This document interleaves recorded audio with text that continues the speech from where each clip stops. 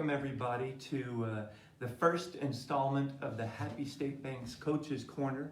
I'm Troy Albers. I'm the preacher for the Sunray Church of Christ, where everyone's welcome to come and visit. We're going to be speaking with Coach Boatman this morning, and we're going to go over several things. And the reason we're doing this is to let you get to know him better as a person, and hopefully get you all ready for the game. Not that you're not ready, but get you a little more ready and knowledgeable for the game. We're going to be sitting down with Coach Boatman every week for a while, hopefully throughout the season, and I'm going to be asking him questions that we hope will be informational and interesting to y'all watching, to the fans, to the viewers. And one of the things we're going to do every week is review the game from last week and then preview tonight's game, Friday's game. And we're going to be interviewing Coach Boatman. And for the people who are watching who might not know much about Coach Boatman, we're going to spend some time getting to know him as a person. And so, Coach Boatman, welcome. Thank you. We're going to have to, I don't know how this sounds, so you're going to have to project. How long have you been with Sunray ISD? This is my fourth year here at Sunray. And we came in the fall of 2018. Yeah. And every year it's been a little bit different role, and leading up to currently AD head football. Now, were you defensive or offensive coordinator last year? I was, last year I was offensive coordinator. Okay. The previous year I had been defensive coordinator. All right. So you've done a lot of things with this team and for this team. What would you say as a coach, you growing up and you making a decision to become a coach, what would you say were the factors that made you want to become a coach, some of the motivations? It was just always what I was going to do. Mm-hmm. I never had to wonder what I was going to do for a living. I knew from a very early age. Wow. Like how old would you say? I would say 7, 8, 9. Wow. Yes. So were you playing, obviously you were playing organized sports. Yes. What were some of those? Well, we did not have, in my community at the time, organized football leagues. But we had baseball. We played Little League baseball. Okay. But entering the 5th grade, we did have football with the school. And we were small. We were an 8-man school. Wow. Yeah. And so we traveled around and we played other 8-man schools, and those were some. Well, I'm thinking about the equipment that we wore at the time, and I thought it was just the greatest, thing in the world. Oh yeah. Looking back, I wondered how, one of us didn't die wearing some of the stuff that they put on us. Yeah, that's right. So you said a small school. Where was this? Where did you grow up? I grew up in central Oklahoma. Okay. My parents are both from Texas. My grandparents on my father's side were both from Oklahoma. Yeah.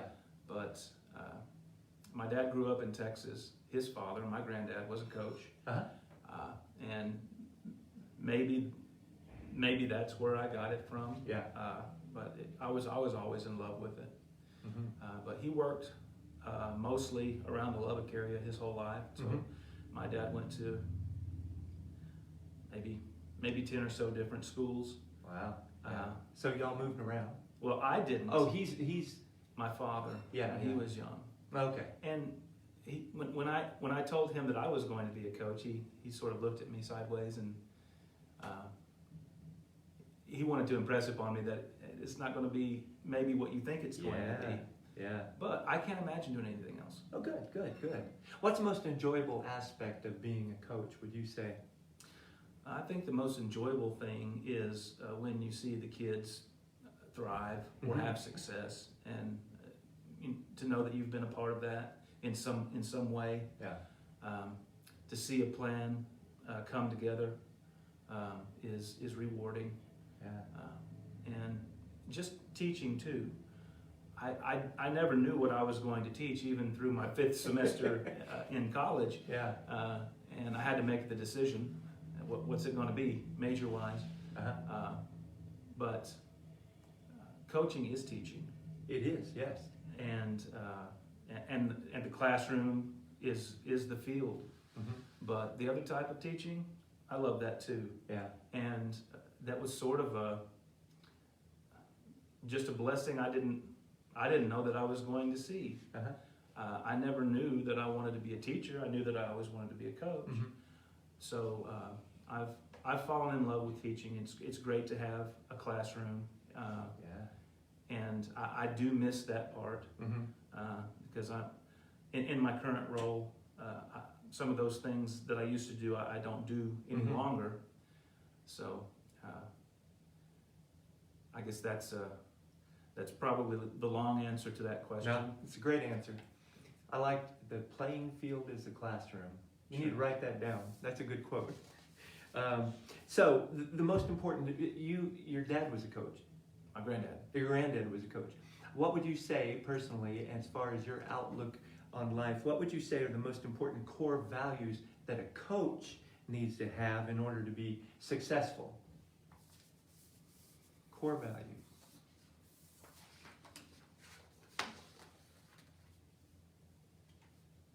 Or maybe what did you see in your grandfather that you could emulate, that you can... I think essentially a coach has to have passion Uh-huh. Yeah. for whatever it is. Is it football? Is it diving? What are you coaching? You better have a passion for it, because it's not going to be easy. Mm-hmm. There are plenty of reasons why people get into this career and they don't stay very long. It's like any other career. It's competitive. It's not always nice, but you stay because you love it. Uh-huh. You stay because it's who you are in your heart, Mm-hmm. and you learn what you can as you go, and you improve over the years because you're faithful to stick to it. But it's I think it's like a marriage. Uh-huh. That's interesting. Yeah. You do it because you have a passion for Uh-huh. it. And you commit to it. I mean, if Yes. it's like a marriage, you make a commitment to stick with it in the difficult times and the good times. The good times are easy, but the difficult times, I guess. And you've experienced that as a coach. Oh, both. Just the Sure. roller coaster of so the goal is to win every game. That's a given. I mean, that's Sure. yeah. So what are some of the accomplishments? You mentioned how fulfilling it is to watch the kids grow.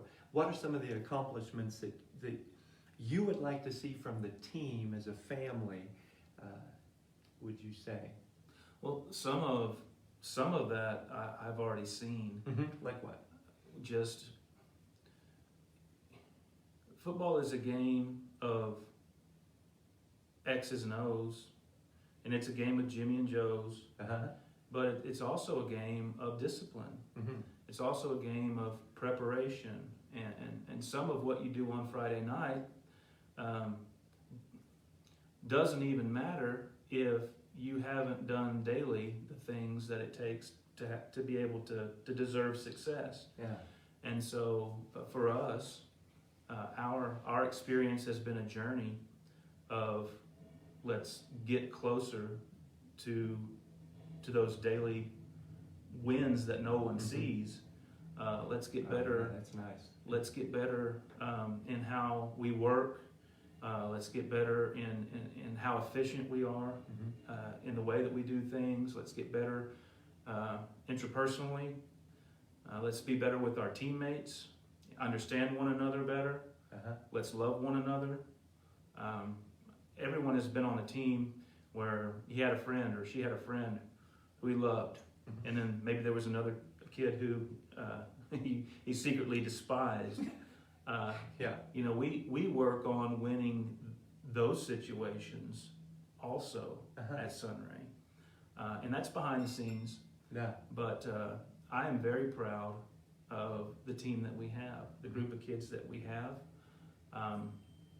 and we will see it translate into Friday night success. Yeah. And some of it has. It's not where we want it to be, Mm-hmm. but I think I'm probably as proud of that as I am anything. Oh, nice. Good to hear.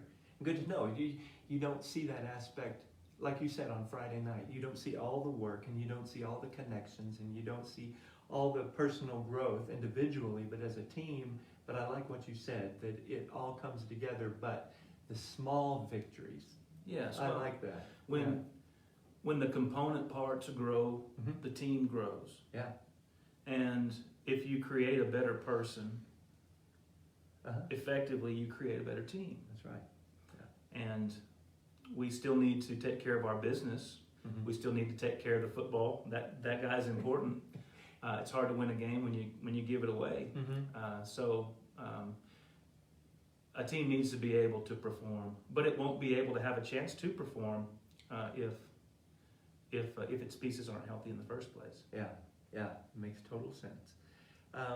Okay, as far as last week's game, the Fritch was a great success, but and I know Hooker was a little disappointing, obviously, but what were some of the things that you saw in the game last week with Hooker that some positive aspects that came out of it, just kind of... Well, I think the most positive thing that we saw was that our kids continued to play. Yeah. They tried very hard not to worry about the score. Uh-huh. And some days are like that. Mm-hmm. In your life, some days are like that. Exactly. And if we can handle it with a little bit of grace and continue to try to do the things that we know how to do and get through it and regroup and move on, that's what we want to try to do. Right. But I think the big takeaway for me was our kids believed in each other in spite of the score. They believed in their coaches in spite of the score. They continued to try to move the football, to stop Hooker, to find a way. Mm-hmm. And that's a game we didn't win. Mm-hmm. We didn't deserve to win that game that night. If we play it again, we're sure going to have a different result than we did that night. Yeah. I'm not going to say that we would win the game, but if we and we tell the kids this, guys, that is not a game that we can't win. Mm-hmm. We did not take care of our business. We didn't take care of the football, but look what happens if we do. I think we counted 5 plays, either drops or penalties or whatever. Yeah. There were 5 plays that were the difference in the game. Mm-hmm. It wasn't 30 plays. It was 5 plays. So swing those the other way, and the outcome is the same outcome, but a different side of the scoreboard. Mm-hmm. So, and that's encouraging, but that didn't happen. So we have to get our kids to see, look, this is how close you are. Uh-huh. In spite of the mistakes you made, we're talking about 5 plays. Yeah. So let's get more efficient. That's great that you boiled it down to those plays. And you mentioned one of the things that was impressive about that game, that they kept trying. They just kept, and they answered those scores in a lot of times. And I know like you said, the score, it didn't go the way that you wanted to. But how do you figure out? How did you come to the conclusion that it was 5 plays? Like what were some of those? Just in looking at the film. Uh-huh. So the first play of the game, we win the toss and we're getting the ball, and they onside us. And I wouldn't even say we were surprised, because our kids know to expect that type of stuff. Mm-hmm. Our kids were in position to cover the ball, and we just didn't get the ball covered. Okay. And so they get the first possession of the first half, and they're also going to get the first possession of the second half. So we surrendered a possession there. Okay. They scored on their first drive, and so did we. Mm-hmm. But we gave them that extra possession. Yeah. So when you give a team, and especially a team that has some talent, 3 or 4 more touches on the ball than you get to take, that you're playing a dangerous game there. It's going to be hard for you. Yeah. You're going to have to do a lot of things very well to be able to win ultimately a game And so we looked at how many times we turned the ball over versus how many times they turned the ball over. We looked at our PATs. We were 1 for 5, or 1 for 4 on our point afters. And if we're not, that equals a touchdown. Those 3 that we didn't get equal a touchdown. We had a drive late in the first half. They had scored. We answered. We didn't quite get into the end zone. We thought we did, but we didn't quite get into the end zone, and then we fumbled the next play. So we didn't score going into half. Plus, we have to kick to them after half. So we're looking at turnovers, either because we gave up the ball or because we had them in a 4th down, 4th and long, that we allowed them to convert. Those. So I love how y'all analyze. Now, so you've analyzed the previous game, you've watched the film, and then what are some of the things that y'all focused on as far as this week, getting ready for this game, that you took away from last week? Obviously, what you were talking about before, but what are some of the focus points for this last week with practice and everything? Well, our focus it usually is the same. Is just we want to, while we're here, while we're on the clock, we want to work as hard as we can work. We try not to worry about things that we can't control. When a kid goes home, we don't expect him to do burpees, but when he's with us, and they're happy that you. Yes, that's right. So we always work hard. We are always looking for ways to be more efficient, to get more out of what we put in, to see a bigger return on our investment. But I mean, from week to week, preparing for different teams, some of the ways that you're going to get your yards might change, but the ways that you prepare, they don't necessarily change. Okay, this play this week, this way this week, but we work hard all the time. Our practice schedule stays the same. We just fit our plan into those schedules based on what we think the opponent's weaknesses are this week versus last week. Yeah, let's talk about that. So the weaknesses of the opponents. This week it's Dimmitt. Tonight it's Dimmitt. So, and what are some of the strengths that you see that you will have to compensate for with Dimmitt? I mean, you've watched video of that as well. I want to talk about that in a minute. But what are some of the strengths that you might have to overcome for Dimmitt? Well, Dimmitt is an athletic team. Oh yeah, and their quarterback, for instance, he's probably a 6'2" or 6'3", 230-pound kid who can run well. Wow. He's a load. He throws the ball well, especially on the run. He wants to run the ball. They try to throw it, and I think he might get to his first read, and if it's not there, he trusts himself to get the yards. So confidence. Yes, but he will throw the ball, and he's pretty accurate. They have a talented tailback.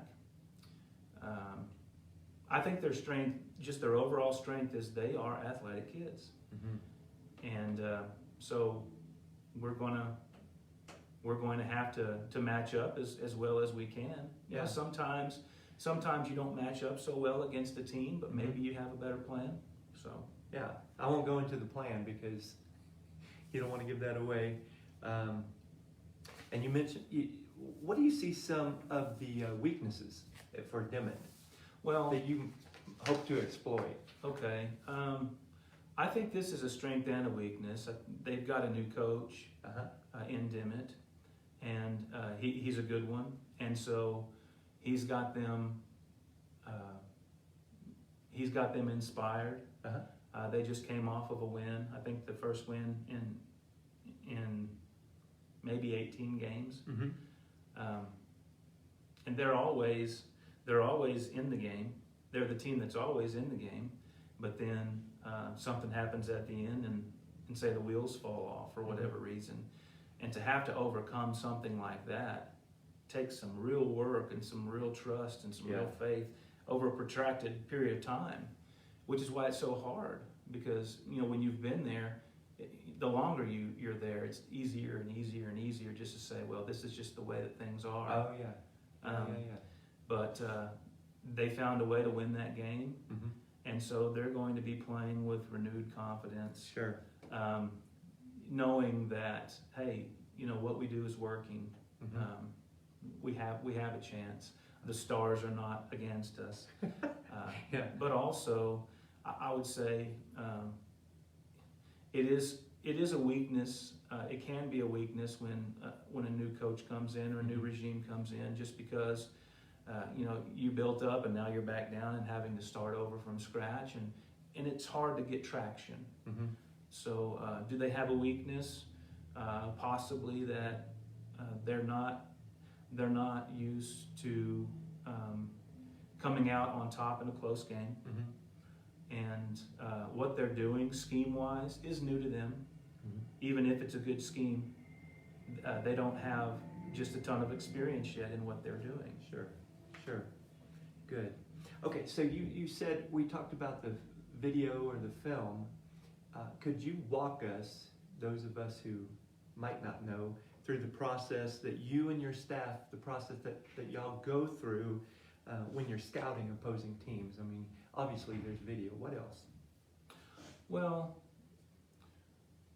we look at just probably the first thing we look for is, where's the green grass? Where are they not? And that's where we want to be. Sports is a game of opposites. If you're playing basketball and they're too high, then you want to have 3 guards. Football is no different. You look for ways. Okay, what space can we exploit, and how can we get most efficiently a player to that space so that we can exploit it? And sometimes that's with coverage, because they have 3 guys deep, and other times, they're only 2 guys deep now. Well, now they have 4 guys deep. Finding a way to get the ball to where they don't have as many guys. So that's what we look for. How do they line up based on how we're going to line up, and what's the best way to get the ball into that space? Do you remember growing up, what was available as far as video was concerned for the other team? I mean, for you as a team. When I was playing senior year, we had, I mean, that's how old I am, we didn't have videotape. So we got the film and we went through that. But you have access to all kinds of video from different vantage points, I think. Several, if you look on YouTube for the games, like last week, there were several postings of last week's game here that you can look at from different angles. Do you all do that? Look at those things? We have deleted those and we'll never watch them again. Oh, wow. Wow. We have 2 sideline views. We have a narrow view, and we have a wide view. Okay. And the wide view is just because of the nature of our offense. We spread the field. It's hard to see everybody unless almost you're looking from space. But if you're looking at, okay, how did we block? Who is this? You can't see that from the wide view, so you have to have the tighter view. We also try to have an end zone view. Okay. Because it gives you a different look. Sometimes looking at something from the side, and anyone who's a gamer and has played the old Super Tecmo Bowl type games where you're playing from the side versus playing from behind. It's just it can really help to be able to see things straight on like that. You get some you learn some things that you just can't learn from the sideline view. So we try to have 3 views. Sometimes our camera equipment is not cooperating with us, kind of like ours today was earlier. and you know, we'll take what we can get, but we want to have 3 views. Okay, good. For the average fans, us who would like to do scouting in a way, to an extent, what are some resources that you know of that are out there that just common people, by that I mean not coaches, and players, what are some of those resources that we might be able to have access to? Oh gosh, yeah. You know, you talked about when you were younger and what you had access to and the way you watched film.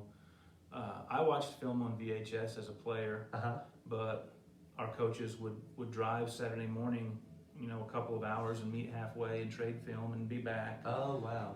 To meet us early so that we could watch the tape, and we'd watch ourselves from the night before. Would watch the other team, you know, from the night before, and junior high coaches in the bigger schools, junior high coaches usually would be assigned to make that trip Saturday morning. Well, now the junior high coaches, they initiate the trade. They click here, and the other coach, you know, from the other school clicks there, That's great. And we have the film. Saves on gas. It does. Yeah. But I can remember wanting to grow as a player and not really knowing the best way. We could buy VHS tapes that would, you know, teach you some drills. Or some. I can remember. I had a tape. It was Gary Ward hitting tape, the hitting machine it was called, and I learned that hitting was the sequential unlocking of body parts to maximize bat speed at the point of contact. And wow! This is how you should stand. And so you're quoting this thing? Oh sure! Wow! I watched it over and over and over and over. That's great. And kids can go to YouTube now. Yeah. What I wouldn't have done for something like that, and man, I'd be a much better kid these days. I don't know if kids seek those things out like I wanted to. There's so much stuff out there now that it's hard to know which stuff to look at. But you know, I would say. Can you Google it? Yeah. Can you YouTube it? Yeah. You can learn a lot of stuff. And the more you learn, the more you understand what the good stuff is and what's really just a bunch of nonsense. Yeah. You still have to be a student of it if you're going to look into it. But I'd say the best way is to Google it.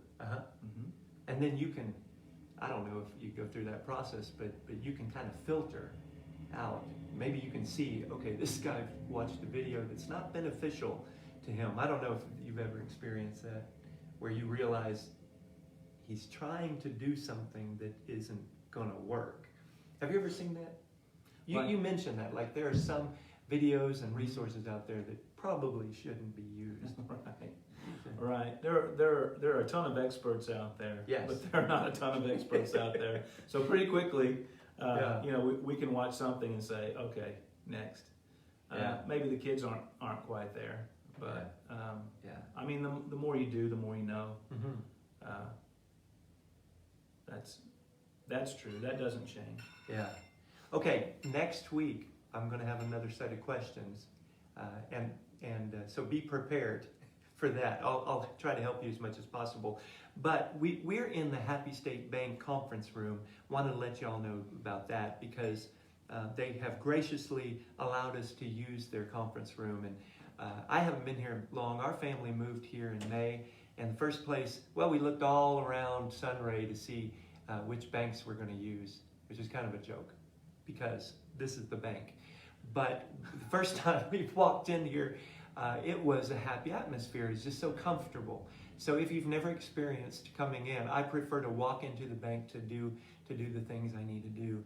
You need to come in. This is a great place to visit, a great place to do your banking, and just wonderful people to interact with. Coach, thank you so much for having this conversation. Look forward to next week. Absolutely. Look forward to the game tonight, and good luck. Thank you. Thanks. Yeah. Appreciate it. Okay.